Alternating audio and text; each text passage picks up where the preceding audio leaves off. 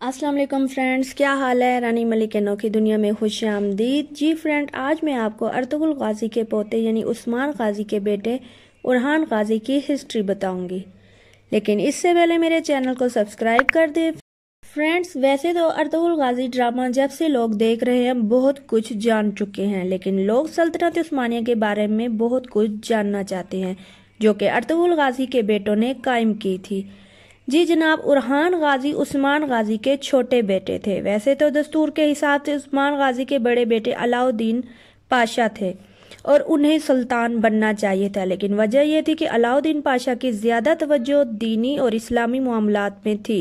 इन्होंने दीनी इल्म ज्यादा हासिल किया था और इसी में ज्यादा खुश रहते थे, इसलिए इन्हें थोड़ी सी भी हुकूमत और सल्तनत में दिलचस्पी नहीं थी। इसी वजह से उस्मान गाजी ने अपने छोटे बेटे को अपनी गद्दी पर बिठाया और सल्तनत उस्मानिया का सुल्तान बनाया। और वैसे भी उरहान गाजी बहादुरी, होशियारी और अक्लमंदी में अपने दादा अर्तुगरुल गाजी और अपने बाप उस्मान गाजी से कम नहीं थे।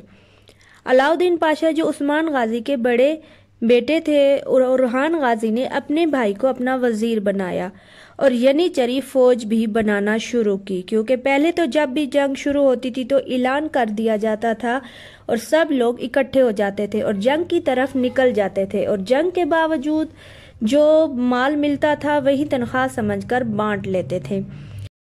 उरहान गाजी ने अपनी सल्तनत के पहले ही साल यानी 1326 में, मतलब बरोसा शहर के फतह होने के चंद माह बाद ही ईसाइयों के एक बड़े शहर जिसे लोग अजमीद के नाम से जानते हैं, इसे भी फतह कर लिया था। और फिर 1330 में इजमीर के एक शहर को भी फतह कर लिया। ये शहर इस वक्त में ईसाइयों की दूसरी बड़ी ताकत थी, यानी इस शहर का नाम इस्तांबुल से पहले नंबर पर आता था।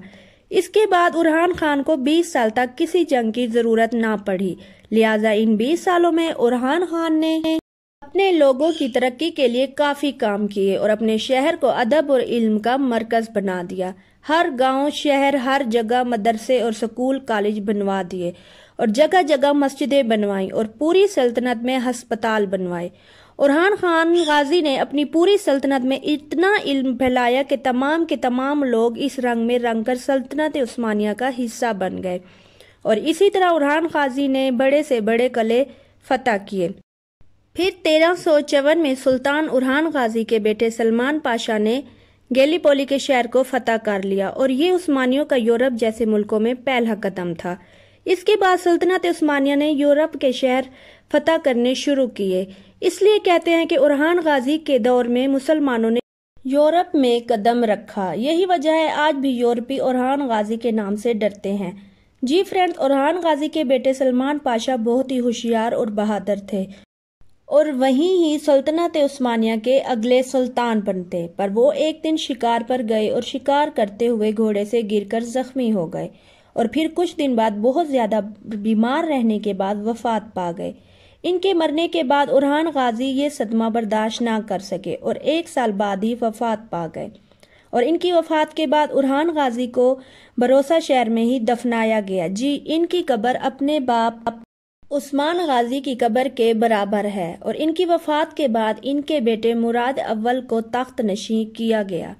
जी फ्रेंड्स, अब हम बहुत जल्द सुल्तान मुराद अव्वल की हिस्ट्री के बारे में जानेंगे। अगर आपको मेरी वीडियो अच्छी लगी हो तो इसे लाइक और शेयर करें और मुझे कमेंट्स में बताएं।